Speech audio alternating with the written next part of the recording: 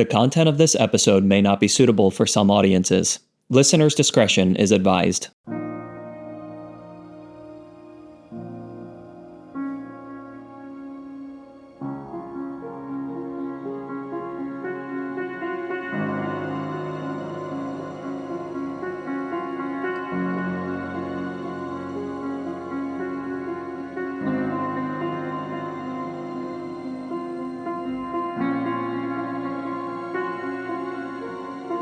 Welcome to the place of rest, where our aim is to give you language that helps you displace the growing confusion, chaos, and dis-ease of our times.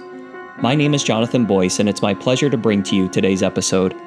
Virginia and returning guest Katherine Dang discuss the foundation of living from a place of rest and the importance of self-governing, especially in confusing times. We hope you enjoy today's conversation. This morning, I want to welcome Katherine Dang to our podcast, a historian, a scholar of primary sources who's written a number of volumes on history and really has tapped in on the human condition and the nature of man in the context of her work. So, Katherine, welcome. Thank you for joining me today. It's always a pleasure, Virginia. We're living in some crazy times. And as a few weeks ago, something very accessible and tangible occurred to me. That much of what's been going on for sure in the last 5-6 years or so is really peculiar. We're being told, don't believe what you see, believe what we're telling you. Don't reason through this or believe what you're hearing. Again, believe what we're telling you.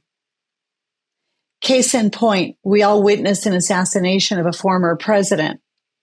And in short order, all over social media, there were these conflicting narratives about what happened. But one of them was, it didn't really happen. It's all fake. It's staged. And there's these false accusations. And the only word that comes to mind is propaganda. The second word that came to mind was a virus, Katherine. And the third thing that came to mind is, wow, how do viruses affect us? And I thought, the same way propaganda affects us. Or I should say, propaganda affects us or afflicts us in the same way a virus does. So perhaps we can start there. What the heck is happening? Well, when you think of a virus, it's a foreign element. It's not a natural part of our makeup, shall we say. It seeks a host or a living culture or sort of place where it can be developed and grow and spread. And when you think about the virus being, the things that we are seemingly hearing craziness about, craziness is really a word of meaning that it doesn't make sense. It doesn't make common sense to us. And that really is a foreign attack upon what everyone has within themselves as common sense or self-evident truth based on our sense of right, our sense of health, shall we say, right thinking. And we are only susceptible to so-called viruses or foreign, unnatural ideas that seem to assault our senses because we do not have a strong immunity to what we may say manipulation, emotional manipulation, in fact, against reason. So this all speaks of our weakness, our generational weakness in this present time, when we don't have a strong immune system to throw off, shall we say, things that are against self-evident common sense, which is our human makeup. And it caused unease. And when we're at unease, that sets off a few, shall we say, alarms in our mind, in our body, and confusion, irritation, aggravation sets in. And the virus is, again, that assault, foreign agent that comes into against our self-evident truth and even what is natural to our human makeup. That's interesting to hear you say that, because when you talked about generational weakness, the first word that came to mind was measures of ignorance, not having information. And yeah, so I just think part of what's going on is people don't have context for how these viruses, in this case, propaganda, can afflict us. And if we don't have that information, I don't know, talk about that a minute. Information is one thing. I think foundation that is practiced and exercised in things that are absolute. I mean, mathematics, numbers don't lie. We can rely on what's measurable and not just what is, shall we say, put before our eyes, but we can closely look at anything for ourselves and, is it mathematical? Is it line up with truth that we understand? And we don't have So practically, how does that translate in what's happening? Well, the idea of being told something and knowing for yourself are two different things. We have so much available avenues of research.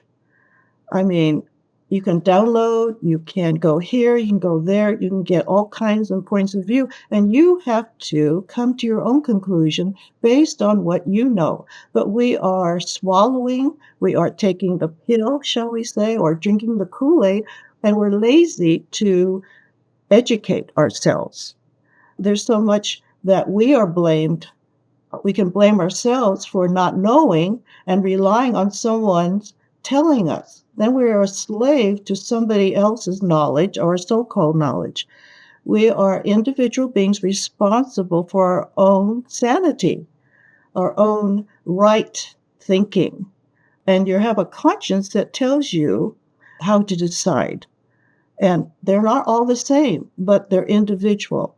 And so don't be a slave. That's what this virus loves, is those that are lazy or not curious enough to know and read and search and educate themselves. Well, like you were saying before we started, a virus needs a host. And we can't afford to sit this one out and let this virus afflict us to the extent. Because it's international to the degree. We have been wholly inundated, and we've been easy and conditioned to accept everything as truth or real, or we go according to our own, shall we say, inclinations rather than to check ourselves and reason within ourselves. We've not been taught to reason, to know. I think, yeah, and I think that's a very important point, because we instantly react or respond to information with measures of judgment. Mm-hmm. But I like the word check ourselves. We need to check ourselves and what our inclination is. If it's to turn off social media, to turn off television, to turn off the news, and to be uninformed, that's fueling the very problem that is causing this virus of propaganda, if you will, this propaganda virus, to further afflict you. We must not fail to engage in this conversation by becoming informed, because if we do, it's going to make us sick. Well, we're responsible for no one but ourselves. Noah Webster, the founder of scholarship in our early years of this country, said that in the beginning of education, you always assume that what you hear is correct. But as you mature, then you must have a satisfactory reason for every opinion you embrace. And our education has not allowed us to examine our own opinions or anybody else's opinion. This is sloth, but We worship the idol of higher education or elitism or a specialist, all of that. And we are our own specialists for our own health and our own thinking. And you cannot blame someone manipulating you if you're able to be manipulated. Exactly. And I think the value of what's happening in this day and age to look at everything perhaps from a different prism is that the cat's out of the bag. There's enough chaos right on the table for all of us to see. There are enough conflicting narratives that make absolutely no sense that I think it's causing people to say, wait, something is wrong. Even people that have a tendency to want to avoid the chaos. Yeah, but the conflict is always within ourselves. Right. And it's if they're saying one thing out of the one side of their mouth and saying something else other side, they have the conflict, not you. And so, right, but we have to engage and not avoid. There's a propensity to avoid and neglect, and engage is not combative. You have to have peace and ease within yourself first, where you cannot be manipulated or moved or follow a path that is against your own conscience. And we're all made with the power to make decisions, to think, to read, if you will, and to reason. And we have not been taught how to do that. Philomath Foundation, which is the name of my organization, Philomath means a lover of learning. It has nothing to do with mathematics. It's Greek. And we have not been taught to learn and reason for ourselves. That is the product of 150 years of miseducation in our history and in other nations as well. Take any nation, and you see that the source and origin of the chaos is not knowing, is ignorance for yourself. it's so good. It's so spot on. So let's go to that very point, the disintegration, 150 years or so. Talk about that for a minute. Well, again, all historians have come to the conclusion, all of them, from Adam all the way through to today and beyond. And you hear it all the time, that the foundation of society is the family. Is the family. What happens in the home is going to happen in the nation. And what happens in one nation can be contagious and overspread other nations if we are not guarding against this contagion of willful ignorance or manipulated ignorance. This is the conflict. This is the struggle. This is universally from age old, time of man's beginning. And so responsibility for knowing and training and educating of children has always been the responsibility of the first level of authority, and that's the parents. And there was a time in American history that produced the Declaration of Independence, that produced the Constitution of the United States from their education that was not of anything but of themselves. Home training, reading and reasoning for themselves. There were no really apt schools like they had in Europe, no universities really of the caliber. We had to be self-teaching and reading anytime we could get our hands on a book. I think of Lincoln, I think of Benjamin Franklin, I think of George Washington. It wasn't the quantity they read, it was the quality of materials they read. First, we call them original resources, meaning that written by those who were the closest to the events of their times.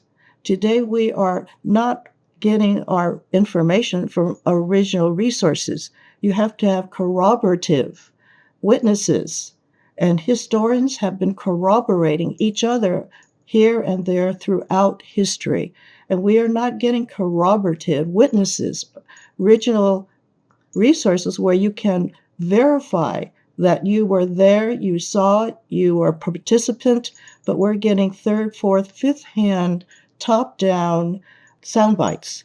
And this is ignorance. You can only follow propaganda if you are empty of true education. The universal depravity of man and man's propensity to interpret things at will and usurp these universal principles goes back to Adam. It goes back to the beginning of time. This is woven into the nature of man. So it's something we really have to be intentional about. People talk about corruption. We have an innate corruption in us that we have to check. It's just a fact. And there's a path to remedy that corruption. It's a beginning again with self-responsibility, learning how not to be a slave to somebody else's ideas, but have property and ownership of yourself. That's all you have. Your first property is yourself, to protect it, to keep it free of disease, if you will, to learn from nature, from the credible resources. And you have to check your resources. I'm always asking people, where did you get such an idea? And if you don't know, then the idea has no ground, has no feet, has no legs. If you don't know the source of it, they're just airborne, like a virus. And you're susceptible to faults, or you don't know whether what you know is true, or to yourself, to your conscience, and you're empty of any property of yourself. That's such a good point, because I think even again, in what we're witnessing, what's happening, this whole concept of entitlement has to do with property or things, property, possessions that we think are due us. But the people that have full capacity to really protect, govern that property they're not people outside of you. It's the one and only thing you can really manage and regulate within you. And you are the first property that you must govern. We are. And keep it free from dis-ease. That's right. So in this current situation, we're looking outside of ourselves. But I invite people to say, well, wait a second, how did we get here? Let's look within ourselves, clean this thing up. And the natural consequence of that, if we can do that in mass, is going to be transformational. I don't want to talk about masses. I want to talk about not we, but me. Me first. Right. It says that this is my land. This is my life. And everybody else's life is their life. And I cannot trespass upon it. I cannot own it. It's theirs to own and to govern, because we are valued as an individual, not as a mass or population or populace. It's not about numbers. It's not about democracy. It's about representing myself to myself, in a sense, because you have only yourself as a life. You have your own liberty, great or small, but you have a liberty not to be imposed upon by anyone. God doesn't make a slave of anyone, and nor should we make a slave of others. But you also are responsible not to be enslaved by another's will or another's ideas. You have to take care of your own land, your own property. So education that doesn't prepare you to be an individual of your own kind and protect yourself intellectually, spiritually, and physically, then you're doomed to self-destruction. Because if you don't care, who will care? Well, this is the spine of rest. This is the healing model of rest. This is the framework of rest, relational, emotional, and spiritual truth, coming in alignment with the reality that you are a spiritual being that has a conscience, a mind, a heart, a will, and feelings that emote through the third part of us, right? Our physiology, our body. So that is the spine of rest. And I think to that end... Inject here. America is built on the idea of you're pursuing your own happiness. It doesn't promise you happiness. This nation says you may pursue your own happiness, which is your own purpose, your own contentment in this life. And this is where self-responsibility comes in, the liberty that you have. And what rest does is that it helps you to get free with the knowledge of what is true within yourself and what is natural in every human life. The virus that causes this craziness that you explain is foreign to truth, is foreign to natural affection.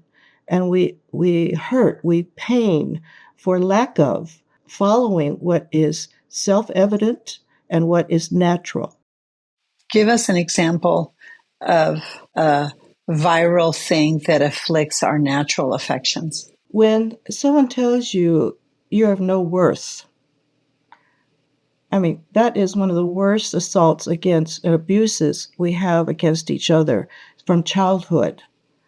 This is what drives children to suicide, when all they hear all the time from them is that you're not good enough, you're no good, you can't do anything right, why can't you be like so and so? That's the devaluing of your own worth, which your body rejects. Wait a minute. That little child says, what about me? You know, people talk about inclusion. The one who made us includes us. Society is not the master of value, who's valuable and not, but the one who made us personally, gives us our personal worth and purpose and value. It comes from your maker, not from society or even parents. And we resist that. We revolt against those ideas until we explode or we do violence. Against ourselves or others. Everywhere, because the pain is so deep and so wounding. Well, I want to interject a thought because it's the theme of this podcast. It's current events and how, like a virus, it's afflicting us. But what you're saying, it just caused me to think of something. When we're being manipulated by lies, if you will. Yes. It's an assault that we collaborate with. It's an assault that's being committed against us because it's to control us, to sway us one way or another. But if we attempt to sit this one out because it's too crazy out there, that's an assault we collaborate with against ourselves. We can't sit it out. We've got to engage in this discourse according to the counsel of our own conscience. But rest and going inward in defense of that property that you mentioned a little bit ago is why we can't sit difficult conversations out, I guess. Absolutely, because it's a matter of life and death, not only of ourselves, but of our nation. That's right.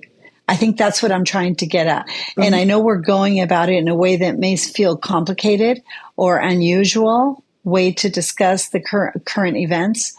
But that's what we do here at R.E.S.T. We try to expand people's understanding of themselves and the world around them beyond what's conventional. But if, it's not the blind leading the blind. Once you understand and see where you are in this craziness, that you are the sane one, and that you have an influence in not falling apart and not getting sick and not shooting yourself, and committing suicide, whether, it's emotional or otherwise, and you don't react with anger, but you're at peace, you're at ease, and there is that influence in your sphere, not just verbal, but your presence. Because it's spiritual. It's not just social. And you address and you speak differently because you're at rest.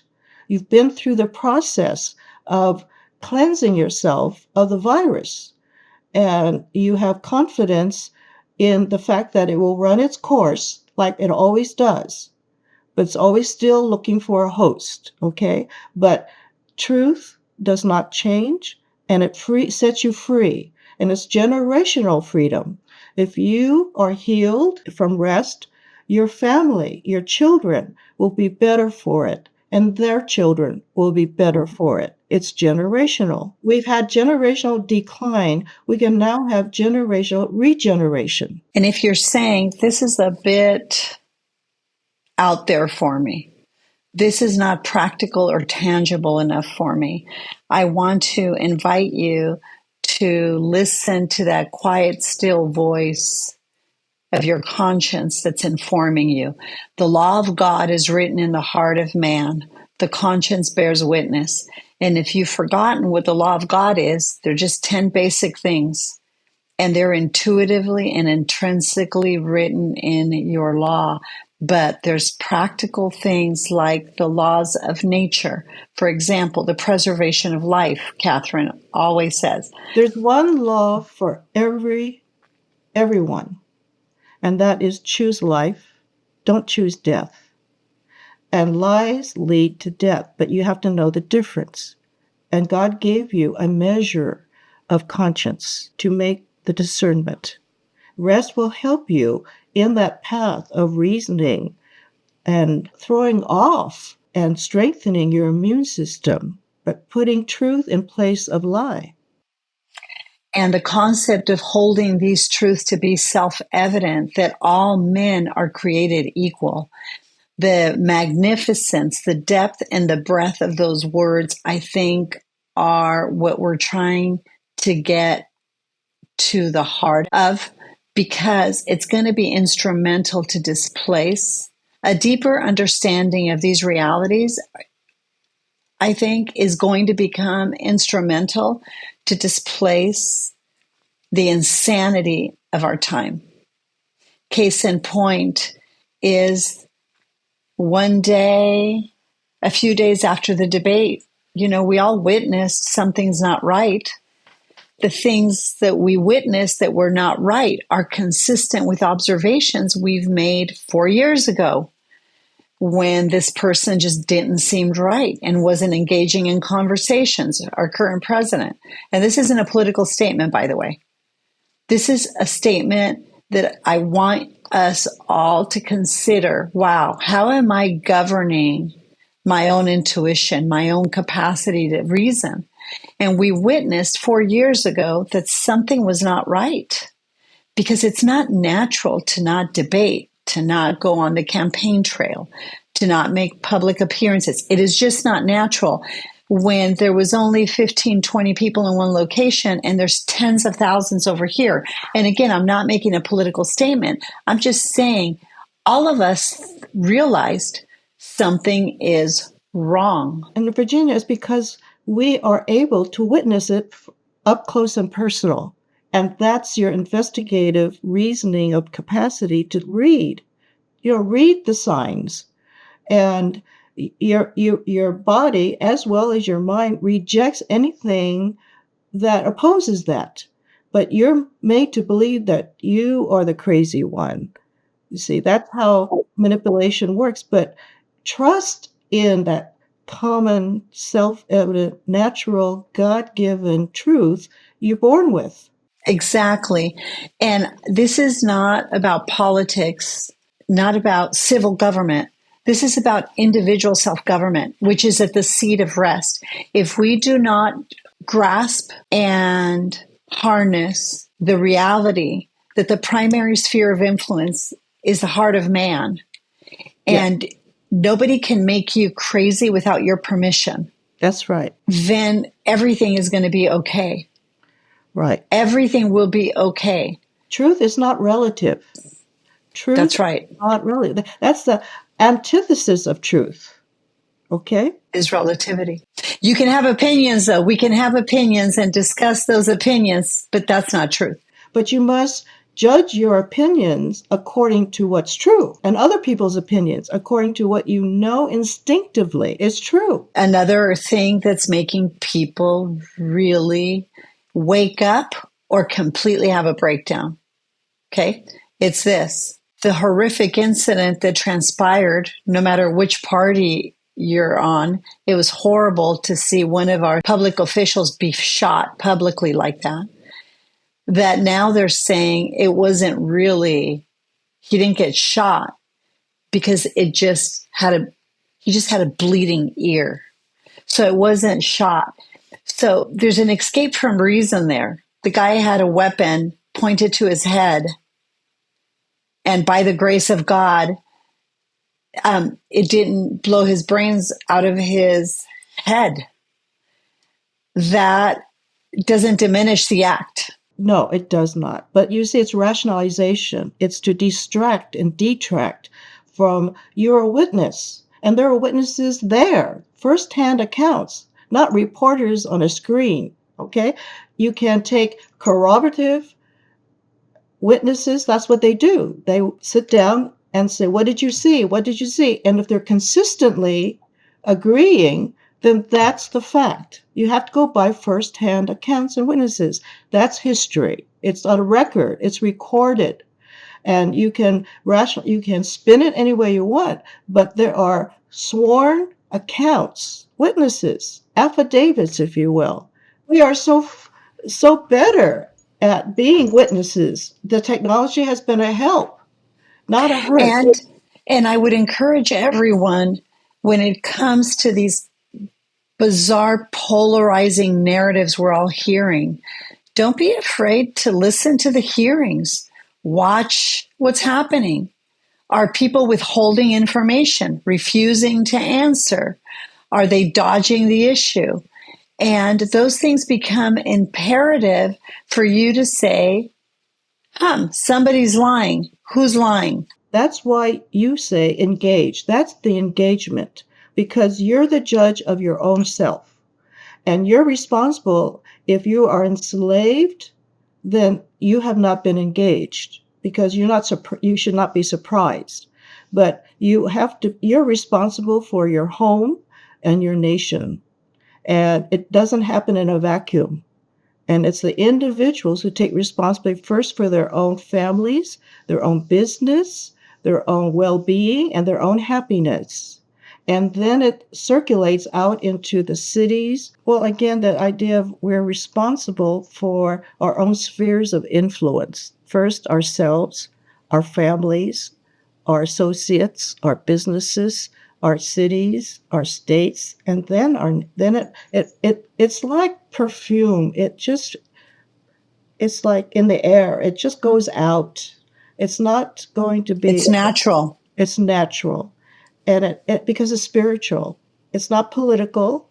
It's not academic. It's not writing books. It's just the spirit within us, spirit of truth, emanates in everything we do. And we're calm because we know that this is not a phenomena. It's natural to the corruption of man.